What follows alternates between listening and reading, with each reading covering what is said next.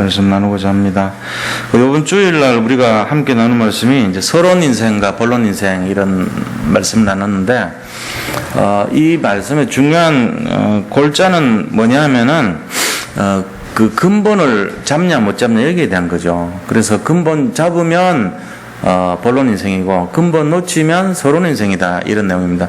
성경 전체가 말하고 있는 핵심적인 내용이 뭐냐면은 예수님이 그리스도라는 거예요.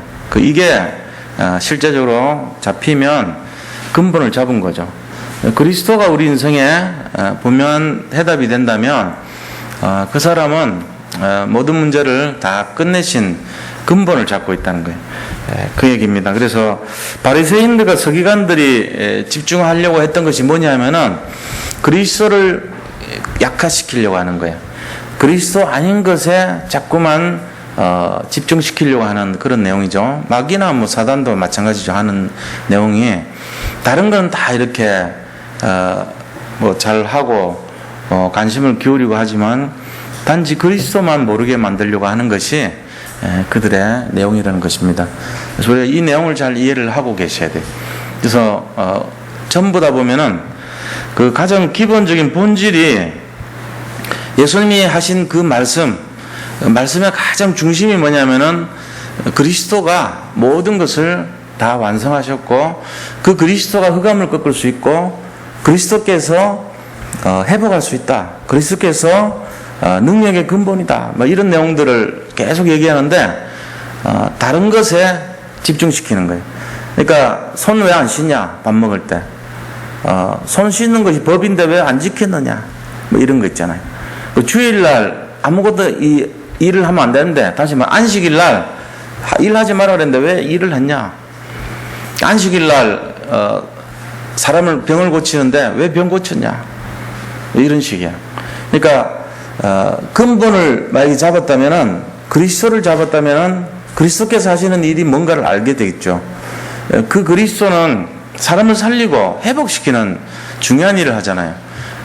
뭘로 살리고 회복시키냐면은 마귀에게 종로로 다던 사람을 해방시키는 것을 하러 오신 분이 그리스도거든요. 그래서 선지자, 제사장, 왕으로 오셔가지고 사단에게 종로로 돼서 죄인이 된 상태.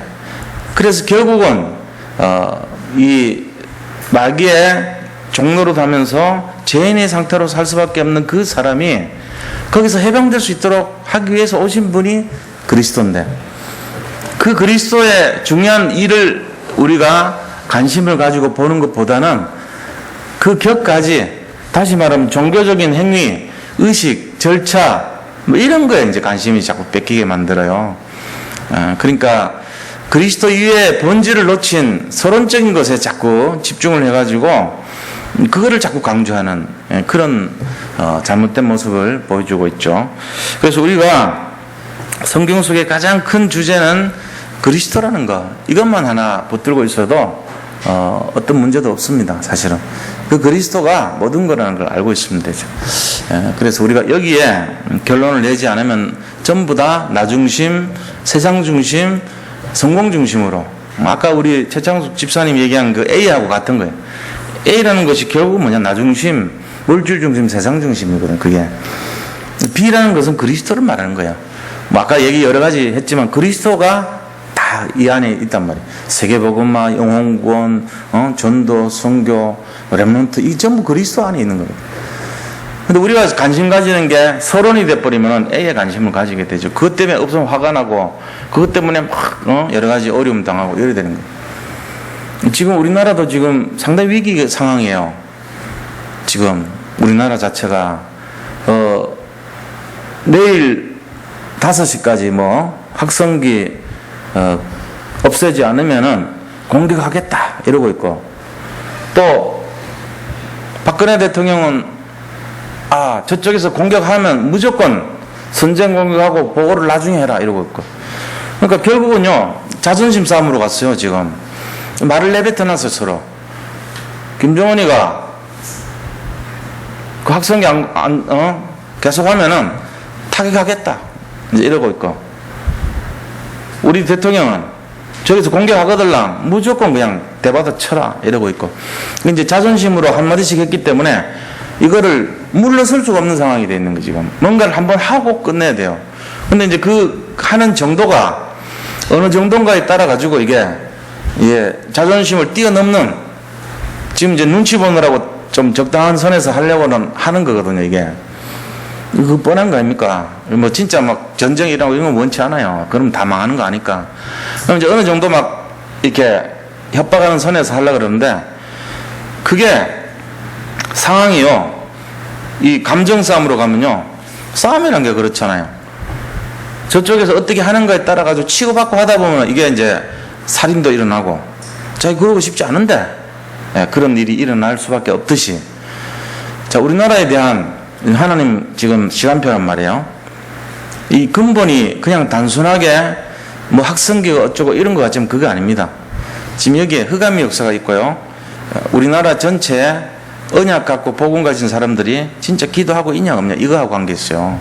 알고 보면은 굉장히 좀 위험한 상황이에요. 지금 위에서 뭘 한다 해가지고 총질하다가 멈춰간다고 갑자기 멈추고 이게 안 된다니까요. 치고받고 하다 보면 뭐 감정 싸움이라면 로켓 쏴, 그 다음에 뭐 해, 핵 쏴, 이래 될지도 모르는 거예요. 알 수 없어요. 그러니까 이제 상당히 위험한 상황 속에 지금 가고 있어요. 거기다가 경제적으로도요, 굉장히 위기 상황이에요, 우리나라가. 지금 뭐 중국부터 해가지고 유럽, 미국 전체적으로 지금 연결돼 가지고 최고로 지금 안 좋은 상황으로 가고 있단 말이에요. 그러면 이제 서민 경제가 어떻게 되겠어요? 굉장히 이제 꽁꽁 얼겠죠, 앞으로. 그럼 이제 위험한 상황으로 가는 거예요. 자, 이런 상황들을 우리가 잘 볼 때, 여기 답이 뭐죠? 지금 상황을 볼 때 이게 이제 A란 말이에요. 자, 이 A를 보고 사람들이 뭘 하죠? 염려한다고요. 낙심하고. 자, 이 A 상황을 우리가 이길 수 있는 유일한 길이 뭐라고요? B란 말이에요. 이 그리스도. 이거밖에 없어요. 그래서 A 때문에 화를 많이 내요, 사람들이. A 때문에 근심하고, A 때문에 절망하고, A 때문에 낙심하고 이럽니다. 근데 답은 그리스도밖에 없다는 거예요. 이게 우리가 주제가 되지 않으면은 맨날 서론 인생 돼버려요.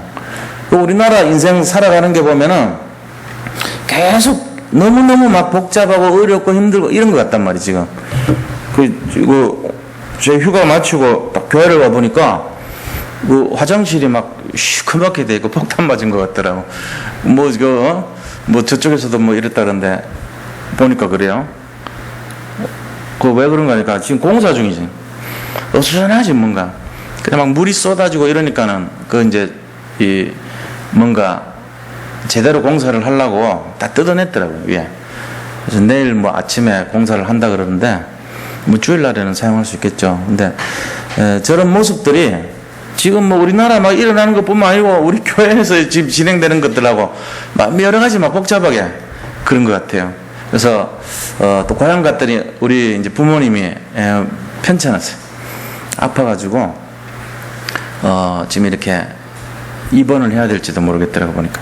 이제 굉장히 통증을 많이 느끼고 있는 상황인데, 그래서 여러 가지로 보니까 제가 A 상황에 마음이 뺏기는 상황으로 이렇게 보이는 거 있죠.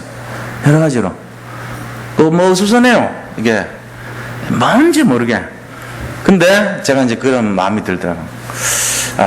내가 진짜 그리스도가 답이 맞다면 이런 모든 것들이 내 인생에 있어가지고 근심과 걱정과 염려거리로 나를 이렇게 힘들게 한다면 무슨 내가 답을 가진 자가 맞겠는가, 이런 생각이 들더라. 서론 인생과 본론 인생이라는 말을 생각해 봤어요.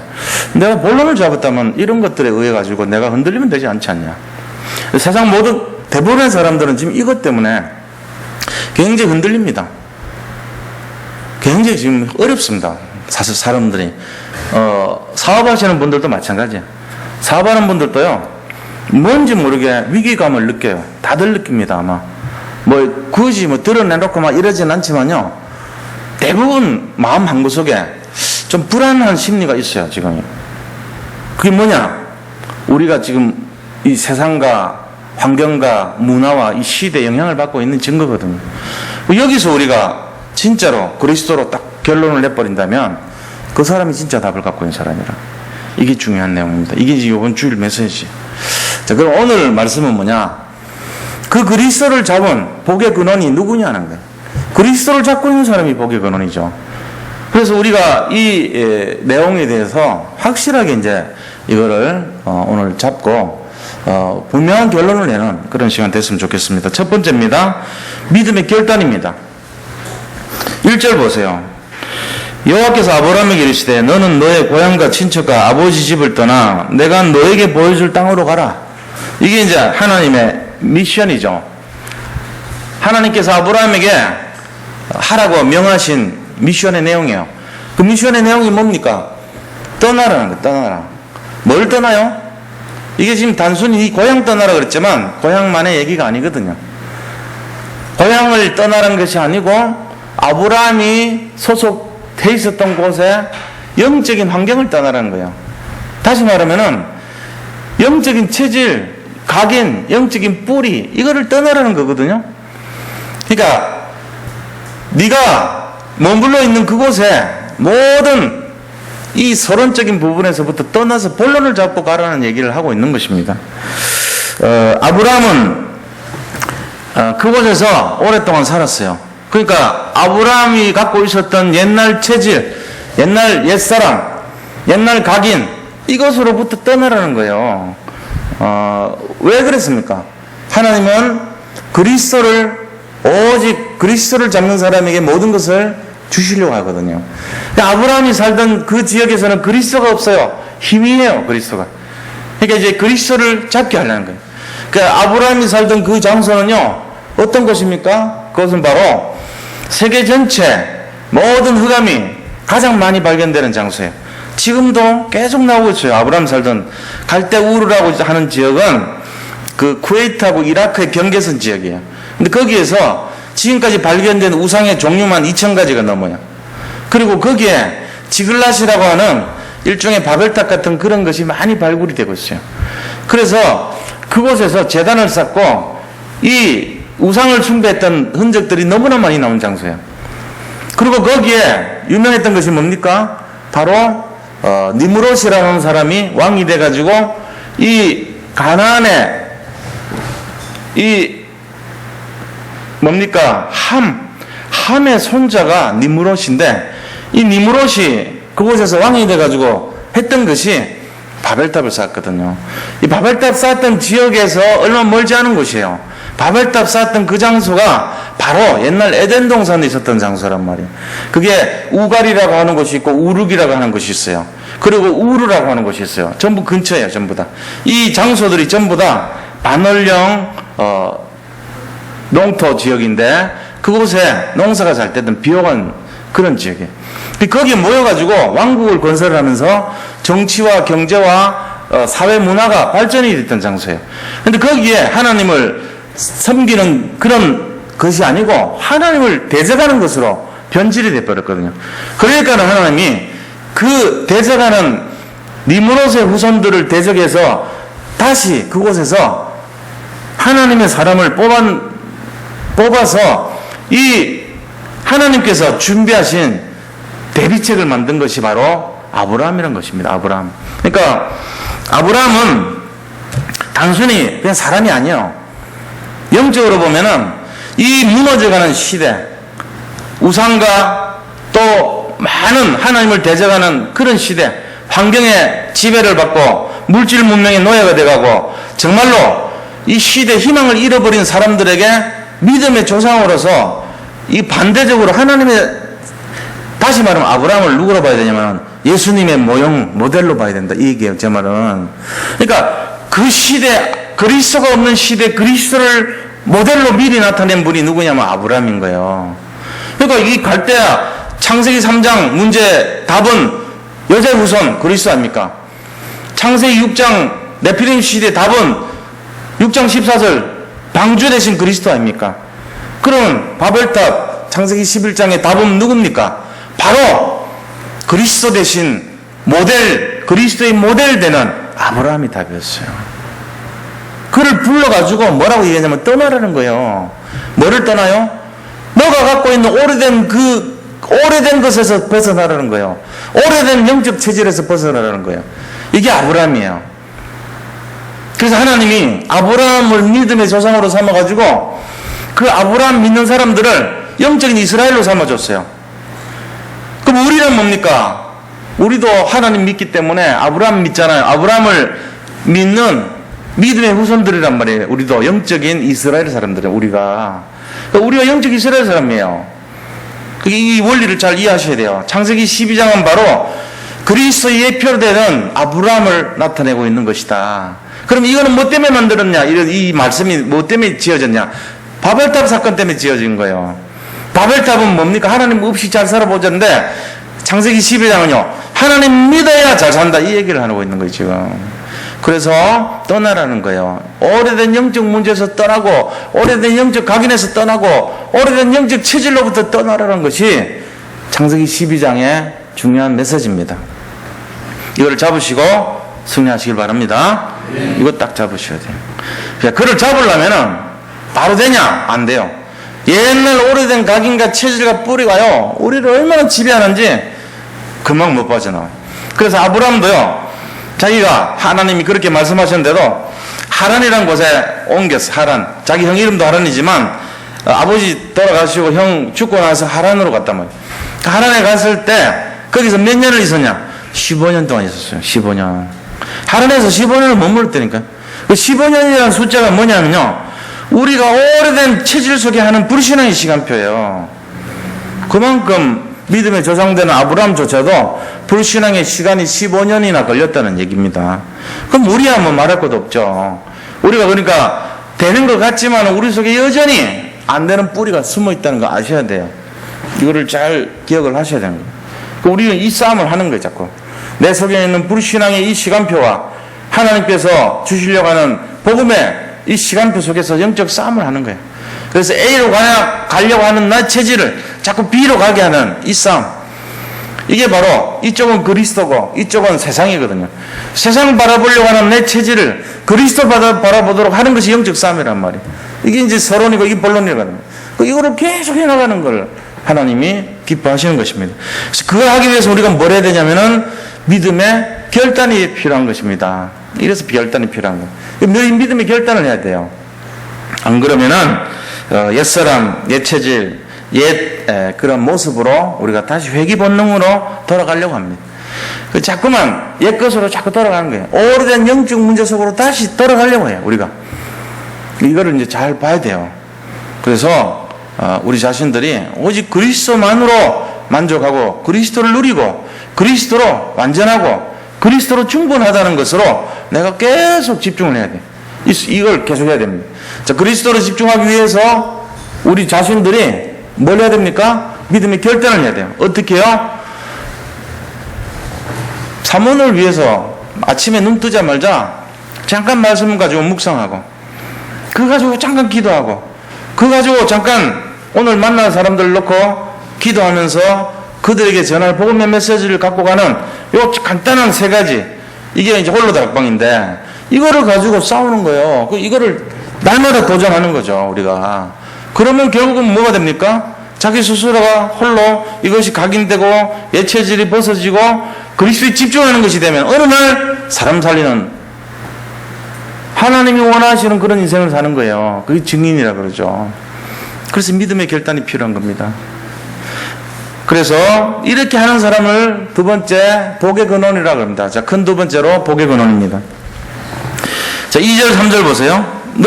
내가 너로 큰 민족을 이루고 내게 복을 주어 내 이름을 창대하게 하리니 너는 복이 될지라. 옛날 성경은 너는 복의 근원이 될지라 했죠. 이 복이 될지란 말이에요. 이게 이제 우리 자신이 복의 근원인 거예요. 그러니까 복 자체란 말이에요, 우리가. 그래서 하나님이 우리를 뭐라고 하셨냐면은 복이다 그랬어요. 우리를 보고 복덩어리다 그렇게 말했습니다. 그럼 복덩어리의 내용이 뭐죠? 그것이 바로 3절에 2절에 3절에 나오는 게 큰 민족을, 너로 큰 민족을 이루고 그랬어요. 이 큰 민족을 이룬다는 것은 그냥 혈통적인 의미를 말하는 것이 아닙니다. 혈통의 의미를 가지고 너는 큰 민족을 이룬다 이런 의미가 아니에요. 여기서 말하는 큰 민족을 이룬다는 말은 영적인 의미를 말하는 거예요. 다시 말하면 하나님의 나라를 이룰 것이다 이 얘기예요. 너로 말미암아 전 세계에 하나님의 나라가 이루어질 것이다 이 얘기예요. 아브라함을 통한 하나님의 나라, 우리가 지금 그 하나님 나라의 자녀입니다. 소속이 되어 있는 거예요. 그러니까 이 아브라함에게 준 혈통적 의미가 아니고, 혈통적 의미 아브라함이면은 이스라엘 민족밖에 없어야 되죠. 그렇잖아요. 근데 그게 아니란 말이에요. 아브라함에게 준 혈통적 의미면은 저 모슬렘까지 포함이 돼요. 모슬렘 국가도 아브라함의 자녀들 아닙니까? 사실은 모슬렘 국가에서 그 이스마엘 나와가지고 이스마엘이 자녀가 12명이에요. 그게 퍼진 나라가 지금 저 이란부터 해가지고 쫙 12나라라 그 나라란 말이에요. 바로 그 이스마엘 엄마가 어느 나라 사람인지 아세요? 이집트 사람이에요. 하갈. 그러니까 이집트까지 포함해서 12나라라고. 그 12나라가 전부 다 아브라함의 혈통적인 국가라니까요. 이스라엘의 12지파가 아브라함의 혈통적인 국가예요. 그럼 우리는 이방인이에요. 들어갈 수가 없어요. 원칙적으로. 근데 그런 의미가 아니에요. 여기서는 혈통적 의미의 큰 민족이 아니고 영적 의미의 큰 민족이기 때문에 우리도 아브라함의 후손들이란 말이에요. 영적으로 볼 때 우리가 아브라함을 믿어서 하나님의 자녀가 됐단 말이에요. 그러니까 이방인임에도 불구하고 우리는 영적 혈통으로 볼 때는 아브라함의 후손들이 된 거예요. 그 지금 아브라함 창세기 12장의 이 말은 너가 큰 민족을 이루고, 이거는 전 세계 예수 믿는 사람들, 전 세계 하나님 믿는 모든 사람들이 큰 민족을 이룰 것이다 이 말이죠. 그 믿는 사람들의 모임이 큰 그 의미에서, 영적 의미에서의 민족을 말하는 것입니다. 그대로 성취됐어요. 그리고 이름이 창대케 된다 그랬어요. 이름이 아브라함 이름이 창대케, 네 이름이 창대케 될 것이다. 아브라함이요, 로마서 4장 11절 보니까 믿는 모든 자의 조상이 됐다 그랬어요. 이름이 창대케 돼버렸어요. 믿는 모든 자의 조상이 됐어 아브라함이. 야고보서 2장 23절에는 보니까 하나님의 벗 이렇게 말합니다. 하나님하고 친구를 지낼 정도면은 이름이 창대케 되는 거죠. 그만큼 아브라함이 존귀하게 이렇게 이 하나님이 축복해 주신 거예요. 자, 그렇게 하면서요, 이 아브라함에게 뭐라 합니까? 너는 복이 될지다. 너 자체가 복이 되는 거예요. 우리가 이제 이 사실 제가 오늘 말씀드린 이 내용이 뭐냐? 우리의 모습이에요. 이게 바로 아브라함은 예수님의 모습을 예표하고 예수님 모습 속에 우리가 들어있어요. 우리 믿는 사람들이 예수님 모습 닮아가잖아요. 그러니까 결국은 이 축복이 누구에게 주는 축복이냐? 우리에게 주는 축복입니다. 이거를 우리가 누려야 돼요. 다시 말하면 우리가 큰 민족을 이루고, 그죠? 우리가 복이 될 것이고 우리 이름이 창대케 될 것을, 그걸 잡아야 됩니다. 예수 믿는 자들의 축복이거든요. 이게 알고 보면은 우리가 이거를 잘 잡으시고, 아브라함을 통해서 하나님이 뭘 보여주고 있는가? 예수 믿는 사람들의 모델이 되는 거예요. 또 뭘 보여주고 있어요? 예수 그리스도 자체를 보여주고 있는 거예요. 이거를 우리가 잘 보셔야 돼요. 예수님이 복의 근원이잖아요. 예수님이 바로 복이잖아요. 그 예수님이 우리와 함께 하면은 그게 복이 되는 거죠. 이걸 우리가 잘 잡아야 됩니다. 자, 그러면은 세 번째로요, 이 하나님이 아브라함을 통해서 이렇게 축복을 주셨는데 우리가 지금 해야 될 일이 뭐겠냐 이거예요. 우리의 사명입니다. 우리가 뭘 해야 되죠? 이런 축복 받고 A에 만족하는 삶이 되면 되겠어요? 그거 아니잖아요. 하나님이 원하시는 진정한 의미가 뭐냐? 축복의 전달자 역할을 해요. 내가 받은 축복이 너무나 크니까 이 축복의 전달자 역할을 해요. 그래서 이 축복은 영적인 축복과 마음의 축복, 정신의 축복, 육신의 축복, 이까지 다 어우러지는 축복을 말하죠. 이 축복을 우리가 갖고 있어요. 이거를 이제 전해줘야 돼요. 지금 세상 사람들은요, 말은 안 하지만 엄청나게 지금 시달리고 있습니다. 여러 가지 면에서 뭐 말할 필요가 없잖아요. 지금 상황이 너무너무 어렵고 힘든 상황이에요, 사실. 정치, 경제, 사회문화, 국방 모든 분야가 지금 이렇게 꼬인 적이 없었어요. 근데 이런 상황으로 지금 가고 있단 말이에요. 그럼 대부분 사람들 어디에 지금 목매고 있어요? 서론에 딱 목매게 돼 있죠. 우리는요, 본론을 잡고 있어요. 그래요, 복이니까. 그 우리가 해야 될 일이 뭐냐? 이 서론 중심에 목매서 힘들어하는 사람들, 정말 그것 때문에 서론을 받지 못해가지고 짜증내고, 서론 받지 못해서 힘들어하고, 서론 받으면 기분 좋고, 서론 받으면은 세상 다 얻은 것 같고, 이런 사람들에게 가서 그리스도 얘기해 줘야 돼요. 그거밖에 답이 없으니까. 그걸 할 수 있는 정체성을 우리가 갖고 있다는 거예요. 그래서 복이 된 거예요. 복의 근원이 딴 게 아니에요. 이 사실을 우리가 갖고 이것 때문에 기뻐하고 이것 때문에 감사할 수 있는 그 소유자가 우리라는 거예요. 그게 정체성이에요, 바로 우리가. 그래서 우리가 해야 될 일이 뭐냐면은 오직 그리스도를 전달하고 사람들을 살리는 이 일에 우리가 방향을 맞춰야 되는 것입니다. 이거밖에 없어요. 그래서 우리 정체성은 축복의 전달자요 언약의 전달자라는 사실을 다시 한번 굳게 잡는 시간 되기를 바랍니다. 이게 결론이 돼야 돼요, 우리 인생에. 자, 그래서 결론적으로 뭐 해야 되냐? 우리 자신들은 언약 중심의 삶을 살아야 된다. 언약 중심의 삶. 서론 중심의 삶이 아니라 언약 중심의 삶을 살아야 돼요. 언약 중심의 삶이라는 것은 딴 게 아니고 복음과 그리스도 이 두 가지죠. 그래서 그거를 알고 있는 사람이 우리가 복이다, 복의 근원이다 하는 것을 잡아야 됩니다. 그래서 이거를 이제 하려면은 아까도 말씀드렸지만 믿음의 결단을 하셔야 돼요. 그래서 믿음의 결단을 하려면 어떻게 됩니까? 딴 게 아니고요. 우리 자신들이 다락방을 한번 실제로 도전을 해보는 거예요.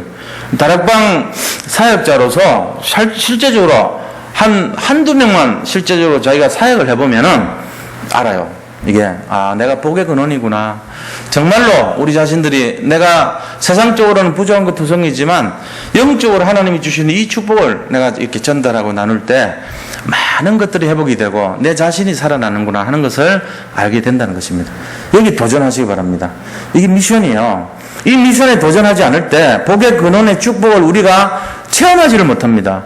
근데 이 미션을 우리가 누리고 한 명이라도 잡아가지고 같이 복음을 나눠보고 복음 속에서 이 정말로 복음의 근본이 뭔가를 제대로 전달해 주는 것을 자꾸 하고 할 때마다 어떻게 되겠어요? 요번 주에 말씀을 전했는데 다음 주 가면 또 다른 말씀 전해야 되잖아요. 그 엄마가 이제 아침에 애를 이제 낳았어. 애기를 낳으면 특징이 초년 때는 안 나오던 젖이 나온다고. 그럼 이제 젖을 먹이잖아요. 그 아침 먹었는데 좀 있다 보니까 또 달래, 애가. 또 젖을 먹어요. 또 젖을. 그 조금 있으니까 또 젖을 달래. 그 또 먹였어요. 세 번을 먹인 거라. 또 밤에 또 달래. 하루에 몇 번 먹인지 몰라. 하는데 젖을 주는 건 좋은데 주다 보니까 내가 배가 고파. 왜요? 이 젖을 자꾸 주는데 내가 먹어야 될 거 아니에요. 나도 내가 먹어야지 이게 젖이 될 거 아니에요. 이 원리거든요. 그러니까 다락방을 한다는 것은 이 사람은 끊임없이 나한테 뭔가를 막 기대합니다. 달라고, 젖 달라고. 막 젖 먹으려고 막 꿀꺽꿀꺽 마시는 거예요. 배고프다고. 그런데 내가 먹은 것이 없으면 젖이 안 나와. 그럼 애가 어떻게 해요? 울죠. 젖도 안 주면서 엄마냐 그러면서 왜 날 낳냐고. 젖 안 먹을 거면은 뻗쳐죠. 울면서.